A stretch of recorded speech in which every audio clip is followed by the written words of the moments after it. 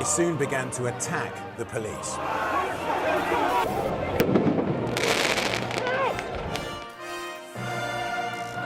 Among them, in the centre here wearing a suit, is the UKIP leader Gerard Batten.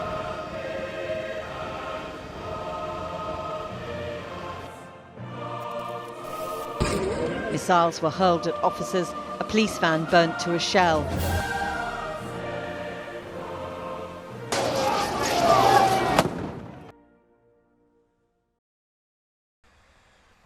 Welcome to our documentary, exploring the rise of the far-right ideology in the United Kingdom since the Brexit vote. In the wake of the referendum, the UK saw a sharp increase in far-right activity, from hate crimes to protests and even acts of terrorism.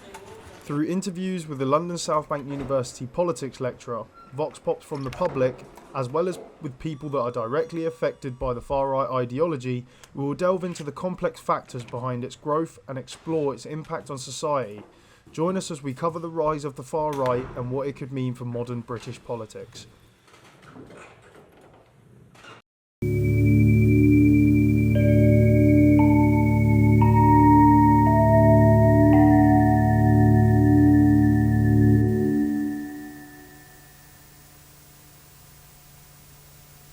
What's your name, sir? So my name is Alex Pryor, and I'm a lecturer in politics at London South Bank. Nice to meet you. We are Andre, and I'm Andre, he's Vinny. So the first question would be, with the rise of the political right, how likely do you think the UK will elect a far-right government like Italy or Greece? So I honestly don't think it's that likely. I have a couple of reasons for thinking that, which I'll sort of describe to you in as much detail as I can. So part of this, I think, has to do with different political systems, or to be specific, different electoral systems. So in the case of the UK, the use of the first past the post system and the particular brand of it, I suppose, that is in the UK. I mean, the US has a first past the post system, and it's quite different in a lot of respects. But the way in which it works historically here in the UK, it's kind of skewed towards, I would say, established, very mainstream parties. So something that we'll probably come into contact with during our conversation is the fact that it is actually quite difficult to define what the far right is, where the far right begins and ends, whether we're simply talking about kind of right-leaning mainstream parties or kind of radical right parties, you know, radical in the sense that they actually want to overturn basic democratic institutions. There's an argument that even groups like UKIP wouldn't advocate for that. But again, we can sort of get into that discussion. So I would say that it's unlikely purely on the basis of how the electoral system works, and the fact that there have been some opportunities in the kind of late 2000s to change how the electoral system works, and there doesn't seem to be a huge amount of public support. So I think the electoral system could only really change with substantial public support, and there just doesn't seem to be that level of support, and even frankly that level of interest or kind of a drive to actually make those changes. So what that means, I think, in practice is, you know, we saw this in 2015 with the kind of results that UKIP was getting, even though it was polling pretty substantially across the UK. The fact that it was basically getting kind of second place, third place in constituencies meant that because of this kind of winner-take-all, first-past-the-post model that we have, that doesn't translate into any substantial parliamentary representation in the UK. So again, here's where the system has a lot of influence. And it means that any far-right party is going to have a really difficult time getting into power through democratic means, even, and this is where we get into comparative cases of Scandinavian countries, Italy, Greece, it's unlikely that in the UK they would get parliamentary power even as part of a right-wing coalition, because a first-past-the-post system isn't very amenable to a coalition, to a kind of loose band of parties. It favours and kind of encourages like a strong, very coherent party. Obviously, Labour, Conservative are coalition parties in some sense, but they're a lot more tight as coalitions than what we see in a lot of continental European countries. 2015, I think, is a really important year because that's kind of when UKIP had its chance. You know, with a lot of geopolitical factors, with ongoing discussions around the possibility of Brexit at that point. And even when it was, getting a lot of mainstream support and attention, that didn't translate into anything more than, a seat or two in Parliament. So I would say in the case of the UK, the far right still seems a pretty marginal concern, but there are some worrying signs. So this is a bit different to saying that this will turn out to be, the election of a far right party.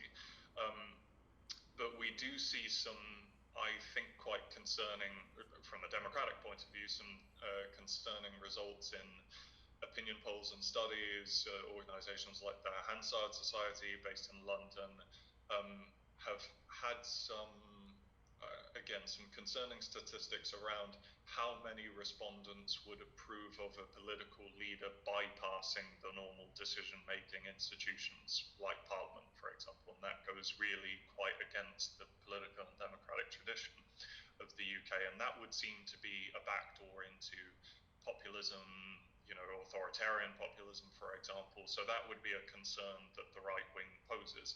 However, again, like, populism isn't just reserved to the far right or the political right. There are plenty of left-wing populists. Bernie Sanders is, in many ways a populist. Jeremy Corbyn is in many ways a populist. So this is across that whole spectrum. And there are some worrying signs in mainstream politics also. Suella Braverman's rhetoric about the movement of people, for example, some of the ways in which she's framing these, what to her are concerns, and presumably she thinks that they should be or are public concerns. Things like, there was a particular quote from an article where she was defending her stance on this. I suppose the ethnicity of grooming gang perpetrators in a string of cases is the sort of fact that has simply become unfashionable in some quarters, like the fact that 100% of women do not have a penis. This, again, quite apart from, to me at least, this pretty horrifying way of looking at the world, but also I think it tallies with those far right characteristics of xenophobia, as distinct from racism. Xenophobia, I mean, just in terms of fear or dismay at the other, let's say. So I think even within mainstream political parties, a concern that I believe you share, or is the kind of focus of this documentary, there are some characteristics even within mainstream parties that would seem to be leaning quite far towards the right.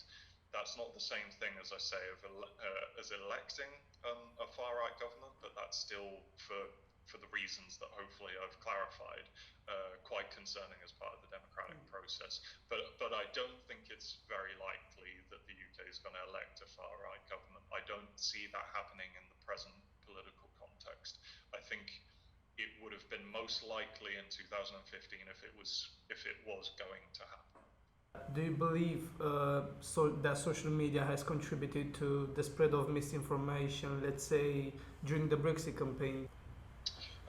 So yes, as a quick answer, there's a couple of things to add to that, I suppose. So yes, I do believe that social media has contributed to the spread of misinformation by the right. However, I also think that social media has contributed to the spread of information in general. The kind of information, the breadth of information that we have access to. And I think, just speaking logically, that means that there's going to be more, I don't know what the right word is to use, more noise, more kind of, more chaos around that information. There's maybe one more thing to say with respect to misinformation and so on with social media, and I imagine you two will be aware of this as well, the importance of the echo chamber effect, this idea that we tend to just surround ourselves with, accounts, information that is conducive or consistent with the way that we already think about the world. So we're in a bubble, basically. We're in a bubble, yeah. We're, echo chamber, filter bubble, however you want to call it. Bubble is, definitely the right way of terming this. And that's really important, and I do think it's something that social media has facilitated, but I'm not convinced that we were ever that different in our behavior. So in terms of, if you look at, the average person in the 50s just tending to buy the newspapers, for example, that would be consistent with their point of view. So I think this is maybe a kind of higher octane version of political behavior that's always been there. And I guess it's a counterfactual and maybe not even that interesting a question as to whether, if social media had been present in the 1950s or 40s, whether there would be as much misinformation and hate speech and so on as there is now. My hunch would be that there probably would be. This is just a technology that's fallen into our laps and kind of exposed all these asymmetries and inequalities within society, rather than maybe the assumption in the early 2000s that this would really address social inequalities. It seems to have just kind of highlighted them, deepened them, made them more kind of illuminated. So I think the misinformation problem is greater, but mostly I think due to two factors. One, the natural political behavior that people tend to engage in, and I'm just simply kind of saying that as a fact. I'm not even necessarily criticizing it. I certainly would criticize it, but I think it's pretty much an objective truism, it's a factor. But also just because of how much information that is out there because of social media, and one of the challenges in political life is to filter our way through that with varying results and varying levels of interest. Working in the political spectrum, do you agree or disagree with the following statement? The ideology of the far right is growing, and these groups like the EDL and Generation Identity pose a threat to a national security level. I think by and large I agree with both parts of that statement. This might be a good opportunity to say I have a political position, and it's probably good for you to be aware of this. I suppose I guess I would sum it up as kind of democratic socialist, internationalist. So I have my own personal opinions, let's say, on things like the importance or the seriousness of how we should take things like national borders. I certainly have a strong position on things like xenophobia and racism and all the rest. But I do think that the far right, in any level, whether or not it's increasing, and we'll get to that, I think it always does pose a pretty serious threat to national security, because that's when you start getting slightly more kind of radical positions on whether these democratic institutions, which do exist essentially for the peaceful transfer of power, are legitimate, whether they're part of a conspiracy, whether they're part of an elite or elitist establishment and should be done away with.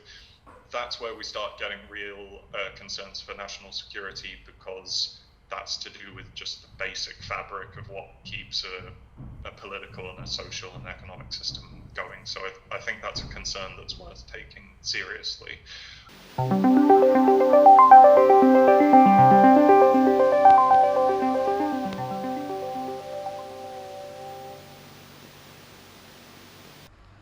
After our enlightening conversation with Mr. Alex Pryor, we went out to gather some real-world opinions.